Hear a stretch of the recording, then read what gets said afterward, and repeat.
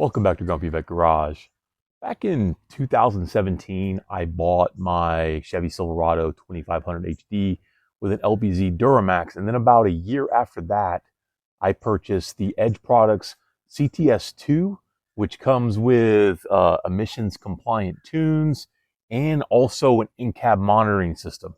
The CTS2 is easy to use, and I don't regret making the purchase. So with close to 7 years of use, the CTS2 is showing its age, and that's why I went ahead and purchased the next generation CTS3 from Edge. So first off, the CTS2 has been discontinued, so you can't get new ones of these. But I want to talk to you about why you would want to purchase the next generation CTS3, and if you have a CTS2 already, why you want to upgrade to the CTS3. Edge uses some flowery words to describe the screen and interface of the CTS3, and the CTS2 was, the touchscreen was not very good, laggy, but still functional. Edge really highlights the upgrade of the screen and the gauge layouts and the processing speed of the CTS3, but I want to go over the bulk of the features that are actually in common between the older CTS2 and this new CTS3. So both models are easy to install, as in that they both plug into the OBD2 port, and that's how they're powered, so it's really easy wiring and easy install. Both of them read and clear diagnostic trouble codes, so if you have an engine code, you can read that and clear it with the CTS2 and the 3. You can also check on diesel's injector balance rate to see if that rough idle that you might have might be related to injectors or not. Doing any kind of major work, including transmission work, and you need to do a transmission relearn, both of these monitors have the ability to do a trans relearn. Also, you have the ability to set up audible warnings, and this is good for like if you have an EGT gauge installed or you're looking for any kind of something to tell you like, hey, you might want to chill out with what you're doing. It has audible alarms set up to beep and tell you that there's a problem. Both of them also feature a turbo timer. I don't use that. I used to have a turbo timer on my 2G DSM to try to let the engine run a little bit after you take out the key, but I find that it's really not that useful for me, but it may be useful for you. Also, they have a performance meter. Both of them had that to do 0 to 60 eighth and quarter mile times. I don't really think that's the best way to get this data. If you don't have a draggy, using an Edge product to do that would probably give you in the ballpark. But again, I didn't really use this feature on this one, or I don't think I'm going to use it on a new one either. My truck is a 2007 and doesn't have a DPF, but if you had a later model and you bought an Edge CTS3 or have a CTS2, you're able to turn around and monitor your regen status and actually initiate a manual regen if you want. There's also spots on the old harness and on the new harness, as you can see, to expand and plug in additional sensors into this harness to be monitored on the Edge. Both of these monitors also have the ability to recalculate your speedometer for larger tires. So say you turn around and you put 34s on your truck, you can actually calculate the size of that tire and it will adjust your speedometer. There's also, you can remove the speed limiter with both of these. I don't recommend doing that. These trucks are huge. They probably shouldn't be going over 100 miles an hour. And then both of them include a mount, which ends up being the windshield mount. This is the new one. It is identical to the one that comes on the CTS2. And in fact, the mounting tabs are exactly the same between the two.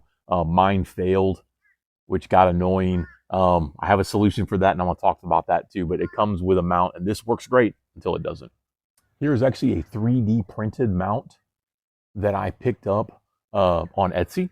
I'll leave a link to this one. I'm not going to get any kind of any money for promoting this, but I think this is going to work good. Or we're going to find out it doesn't, but I'm pretty sure it's going to be great. But there's numerous mounting options you have with the Edge products. You don't have to just use the windshield mount. And now the windshield mount is probably going to work for 2 to 3 years great, but it's not going to work forever. So something like this where it physically mounts it into the dash or the console is really good. I'll go over a little bit more of this later, but this is what we're going to use. Jumping in here real quick to replace the video I took on this portion.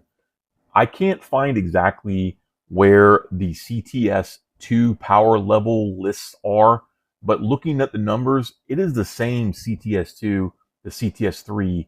They appear to be listing them differently. They're not in the same categories, but I just wanted to go ahead and give you that they are the same, but the way they're listing them is different. So a general rule, there is going to be about a 35% drivetrain loss on a four-wheel drive diesel truck. There's really no way around it. The stock power levels of an LBZ is 360 horsepower and 650 foot-pounds of torque. With the drivetrain loss, that comes out to about 234 horsepower and 422 foot-pounds of torque. I know that's a bit sobering for some people. You know your truck is big, it's powerful, but if you've seen a stock diesel truck on a dyno, these are the numbers they make. This is the real to the ground power. So based upon that, I want to go over the 4 power levels from the CTS3. With power level 1, which they list as economy, you're going to see about 264 horsepower and 482 foot-pounds of torque real world. Power level 2, they list as towing. It's going to be 294 horsepower and 557 foot-pounds of torque in real world. Power level 3, their performance. This is where my truck mostly stays. I don't really leave this map unless I'm towing something. And the reason being, it's kind of to help keep EGTs in check. You don't really want to tow a heavy load in the performance or the extreme level. But with power level 3 in performance, that's going to be a rear world around 319 horsepower and 607 foot-pounds of torque. And this is a fun level. Power level 4 is their extreme. This is going to be about 334 horsepower and 642 foot-pounds of torque. What is different between the CTS3 and the CTS2, I remember the CTS2, they listed this as you would want to be careful if you had a higher mileage truck because of the transmission. This starts getting up against the stock torque power limits of the Allison transmission. So I don't live here. I don't keep my truck on this level. And I don't think you should either. But granted, the CTS3, they don't show any kind of caution or be aware of this. So take that as you will. But power level 3 is where my truck that has 300,000 plus miles, that's where it lives. So now that we've gone over what's the same, let's talk about what's different. What's updated and different with the Edge CTS3? The biggest thing is going to be the touchscreen interface and the resolution. The touchscreen on the CTS2, you touch it, you hope you got it right, and it gives you kind of an audible vibrate or response, but there's a lag there. And also, it's not a very accurate touchscreen. So if you're not perfect where you hit your finger on the screen, it doesn't work very well. Edge highlights that the new interface is so much better, and I hope it is, than the CTS2. Granted, it was functional, but if you were trying to flip through screens, you weren't flipping through screens very fast or very efficiently.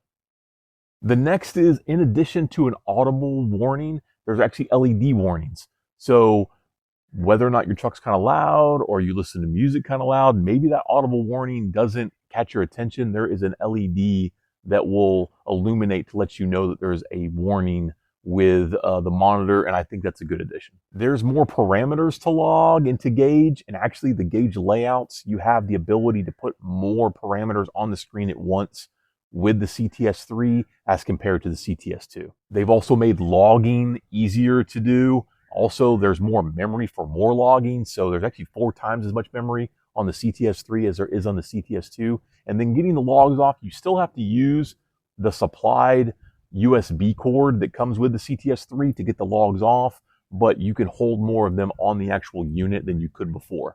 And then another big update is you can now update the unit via Wi-Fi. You had to remove the CTS2, plug it into your computer to update. You can actually do the updates initiated on the actual unit, which is a huge plus, but I would say I updated it when I first got the CTS2, and then I never bothered doing it again. So how important that is debatable. You tell me whether or not you updated your CTS2 a bunch and that you're looking forward to the Wi-Fi capability of updating your CTS3. Let me know in the comments. So now let's go ahead and install the CTS3. It should be pretty straightforward. I'll show you how I had the CTS2 installed before, and then we'll install with our new 3D printed bracket to mount not on the windshield, but actually on the dash. Okay, so coming into the truck, this is where you're going to plug it in. So you can see with the old setup I have, you just plug it into the OBD2 and then run the wire up the side here. When you pull off this side panel, this is where I tucked the extra length of wire, plus where I plugged in my EGT sensor that I bought to expand this system. And then the cord, you can then just run it up the side. And then I was able to pull it out the top here. So to use my 3D printed piece, which is actually going to go right here. Actually, it's going to go right there. You need to remove off this trim panel. And the way to do this is you're going to go ahead and set your e-brake right there. Set your e-brake all the way to the floor. And then you don't need to turn the truck on, but put the gear lever all the way down. Put your steering wheel all the way down. And then with a trim tool, you can come and pull off this ring right here. And then this whole piece will come off. Okay, so I went ahead and ran the new cable, reconnected my expansion that I have for my EGT, and then I ran it this way in the dash. Now, what you need to be careful about is, see these edges right here, these hard metal edges? You want to be careful about running the wiring there if you're going over to that location. Now, if you're coming up here, that's not really a concern, but again, I'm showing you another way to mount the CTS3. So coming this way, I went underneath the steering wheel. And then again, you see these metal edges right there.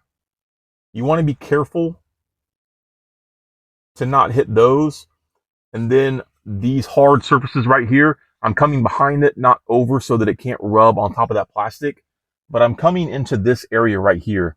Now, I had previously cut this open in the back right there to run a USB cable from my stereo. I put in a Pioneer years ago. I'm using that same hole to come in with the HDMI for the Edge. But this just pops in, and again, the trim cover around the dash, it also just pops in. So before putting anything back, we need to make sure that we can power up our CTS and that the power cable actually works. So I'm going to do that first, and then I'm going to tidy all this up. Okay, so I have everything back together, side panel on, and here we go with the actual Edge tuner, and it's mounted very securely, and I still have my USB for my radio coming through, no problem. Okay, so I kind of want to go through a few things with the Edge now that it's installed.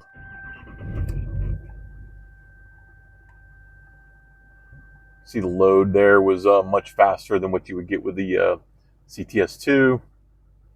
So this is the main screen that I have. I've set this up how I like it, but you would turn around and change individual PIDs, what different gauges you would see by double tapping it. So like say we wanted to change the EGT, you would double tap it, and then it would load different gauges that you can put in there. There's the basic, and then I looked in the advanced. I know they highlighted that the advanced was a lot more choices, but honestly, they're not that many more choices. So the basic PIDs, I think, are really for logging purposes, or as far as gauges going down the road, are good.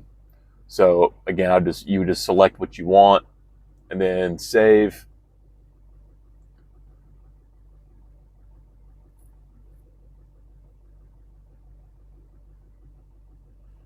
And that would be where you would keep, you would change gauges. Scrolling down, this is where you would start data logging. This is where you would change like your background wallpaper. Like you can see the carbon here. You could change that.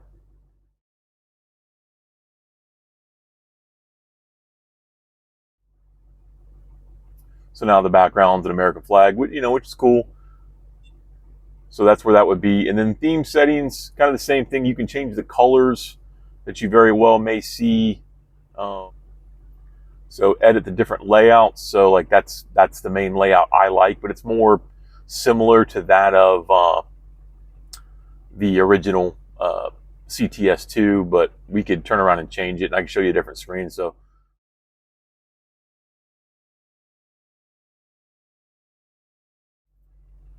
but yeah, you also have 3 screens, so you can adjust each individual one to what you want it to be.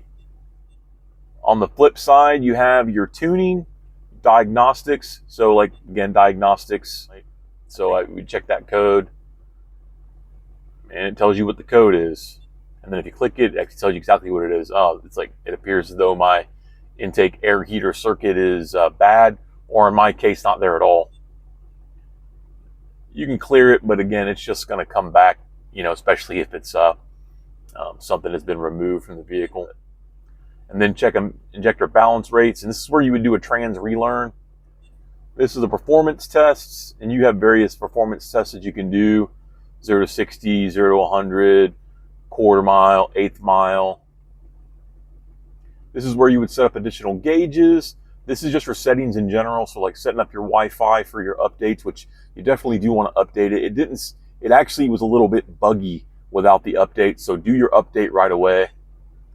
And then coming back over to tuning, you would select tune vehicle. So here you go. So economy, towing, performance extreme, and then, modify your stock tune. So yeah, better fuel economy. They're saying this is in general towing, performance, extreme. So as you can see, installation wasn't difficult. The user interface is good, and it's a definite improvement over the CTS2.